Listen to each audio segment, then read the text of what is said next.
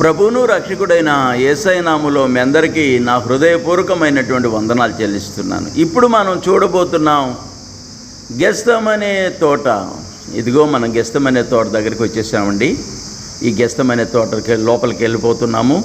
ఇదంతా కూడా గెస్తమనే తోట, ఇదంతా గెస్తమనే తోట. ఇక్కడే ప్రభు అయిన యేసయ్య ఆవేదనగా ప్రార్థన చేసిన స్థలం ఇది. తరచుగా అప్పుడప్పుడు శిష్యులతో యేసయ్య ఈ ప్రాంతానికి వచ్చేవాడు.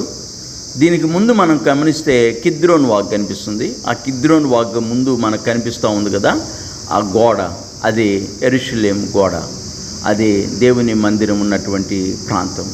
ఈ గెస్తమనే తోటలో నలగ కొట్టబడ్డాడు యేసయ్య.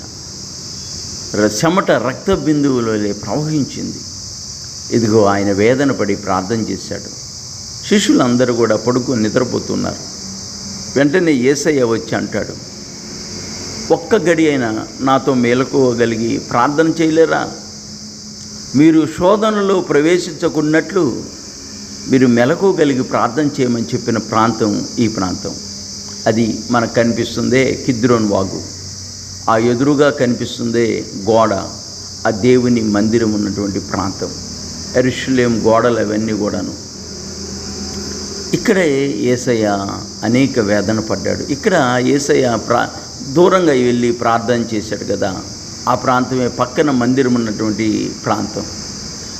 ఇదంతా కూడా సియోను కోటకు పోయేటువంటి దారి. అది ఆ రోడ్డు సియోను కోటకి వెళ్ళడానికి, కానీ ఆ ముందు పైకి వెళ్ళినట్లయితే సియోను కోటకి వెళ్తుంది.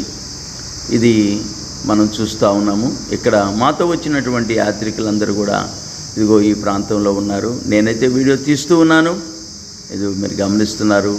ఇదిగో ముందుకు మనం చూసినట్లయితే ఇది రోడ్డు, అది కిద్రోన్ వాగు, అది యెరూషలేము గోడలు, అంటే దేవుని మందిరం ఉన్న గోడలు. ఆ గోడ కనిపిస్తుంది కదా ఎదురుగా, ఆ గోడలో నుండి యేసయ్య లోపలికి వెళ్ళాడు. గోల్డెన్ గేటు, ఈ గోల్డెన్ గేట్ కూడా నేను జూమ్ చేసి చూపిస్తాను తర్వాత చూడండి. ఇదో ఇక్కడ యేసయ్య ఆవేదనతో ప్రార్థన చేసిన ప్రాంతం. ఆ మందిరం లోపలికి కూడా మనం వెళ్దాం. ఆ మందిరం లోపల కూడా మనము వీడియో తీయబోతూ ఉన్నాను. ప్రైజ్లా ఇక్కడ మేము వచ్చినటువంటి బస్సులు అన్నీ కూడా ఎదురుగా ఆగున్నవి. ఈ ప్రాంతాన్ని చూసిన తర్వాత మేము సియోను కోటకి వెళ్ళాము. ఇదిగో లోపలికి వెళ్తున్నాం. లోపల వీడియోస్ తీయకూడదని ఒక సింబల్ అయితే అక్కడ వేసి ఉన్నారు. అయినప్పటికీ అనేక మంది వస్తున్నారు కాబట్టి వీడియోలు తీసుకోవాలి కనుక, మనం చూసుకోవాలి కనుక, ఇతరులకి చూపించాలి కనుక ఇదో లోపలికైతే మందిరం లోపలికి వచ్చేసాము. ఆ ఎదురుగా కనిపిస్తుంది, ఎలుతురుగా కనిపిస్తుంది చూసారా, ఆ ఎలుతురుగా కనిపించే స్థలంలోనే బండ ఉంది. ఆ బండ దగ్గరనే యేసయ్య మోకరించి ప్రార్థన చేసినప్పుడు చెమట రక్త బిందువు వల్లే అక్కడే ప్రవహించింది. ఇక్కడే ఇస్కరియోతు యూదా యేసయ్యని అప్పగించినటువంటి స్థలము ఈ స్థలం. ప్రధాన యాజకులు, శాస్త్రులు ఈ ప్రాంతానికి వచ్చి యేసయ్యని పట్టుకొని పోయినారు. ఇదిగో ఇక్కడే ఇస్కరియోతు యూదా యేసయ్యకి ముద్దు పెట్టినటువంటి ప్రాంతం కూడా ఇదే మనం ఇప్పుడు చూస్తున్నాం. ఆయన మనందరి కొరకు ఈ లోకానికి వచ్చి ఆయన రక్తాన్ని చిందించి, ఇదిగో మనందరి పాపం ఆయన భుజం మీద వేసుకొని కల్వరి శిలువలో ఆయన మన కొరకు రక్తము చిందించాడు. ఎంత గొప్ప ప్రేమ, ఎంత గొప్ప త్యాగం. ప్రపంచంలో ఎవరైనా సరే నా కోసం, నా కుటుంబం కోసం, నా బంధువుల కోసం, నా రక్త సంబంధికుల కోసం, నా మంచి పేరు కోసం నేను పనిచేస్తా, కానీ నీ కోసం, ఇతరుల కోసం పనిచేసింది మాత్రం ఒక్క యేసయ్య మాత్రమే. దేవుళ్ళు అని చెప్పుకుంటున్న వాళ్ళు ఎవరైనా సరే వారి కోసం, వాళ్ళ భార్యల కోసం, వాళ్ళ పిల్లల కోసం, వాళ్ళ రాజ్యాల కోసం చేశారు. కానీ యేసయ్య అయితే తనకొక రాజ్యము కొరకు, నీతి కొరకు, యథార్థత కొరకు ఆయన నీతిమంతుడయ్యుండి పేదల్ని రక్షించడానికి, పాపములో ఉన్న వారిని రక్షించడానికి, పాపులను నీతిమంతులుగా మార్చడానికి ఆయన మాత్రమే పనిచేశాడు. అది నా ప్రజల కొరకు. నా రెండు చేతులు చెప్తున్నాను, బూదిగంతపు జనులారా నా దగ్గరికి రండి, నేను మీకు విశ్రాంతిని కలగజేస్తానన్నాడు. వాళ్ళ బంధువులు పిలవలేదు, రక్త సంబంధికులను పిలవలేదు. యేసయ్య మనల్ని అందరినీ పిలిచాడు. అదే ఆయనకున్న ప్రేమ, ఆయనకున్నటువంటి కృప. అందుకే ప్రపంచం అంతా ఆయనే దేవుడు, ఆయన తప్ప మరొక దేవుడు లేడు. ఎందుకంటే నీకోసం ఎవరైనా రక్తం ఇచ్చారా ఈ లోకంలో అంటే, ప్రపంచం కొరకు రక్తం ఇచ్చింది, పరిశుద్ధమైన రక్తం ఇచ్చింది ఒక్క యేసయ్య మాత్రమే. కనుక ఇదిగో ఇక్కడ ఆయన చెమట రక్త బిందువుల వలె ప్రవహించింది.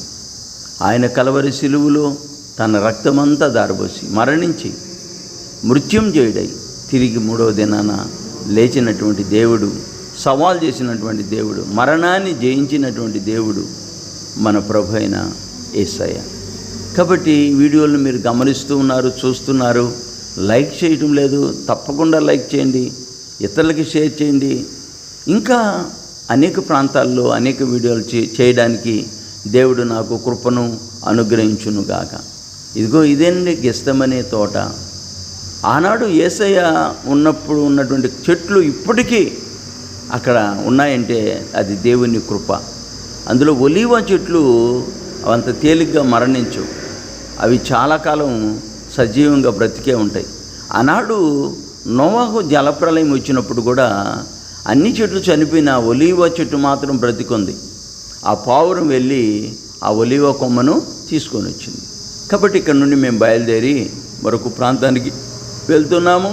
కనుక అది కనిపిస్తుంది కిద్రోను వాగు, గెస్తమనే తోట, దేవుని యొక్క మందిరం యొక్క గోడలు మీరు చూశారు. గోల్డెన్ గేట్ని కూడా ఇప్పుడు చూడబోతున్నారు. జూమ్ చేసి చూపిస్తాను. ఆ గోల్డెన్ గేట్ని కూడా చూడండి. అలాగే ఈ ప్రాంతం ఒక అద్భుతమైనటువంటి ప్రాంతం. అదిగో గోల్డెన్ గేట్ ఇదే. ఇక్కడ నుండే యేసయ్య గాడిద మీద వెళ్తున్నప్పుడు ఆ ప్రాంతం నుంచి లోపలికి వెళ్ళాడు. అది మూసేశారు, ఎందుకంటే యేసయ్య రాకూడదని యూదులు అది మూసేశారు. కానీ దేవుడికి గోడలు అసాధ్యమా? ఆయన కానీ వచ్చాడంటే గోడలతో కూడా పగిలిపోతాయి. కాబట్టి ఈ వీడియో చూసిన మీ అందరికీ నా హృదయపూర్వక వందనాలు. షేర్ చేయండి, లైక్ చేయండి. మరి తప్పకుండా మీ యొక్క కామెంట్ తెలియజేయండి. Praise the lord.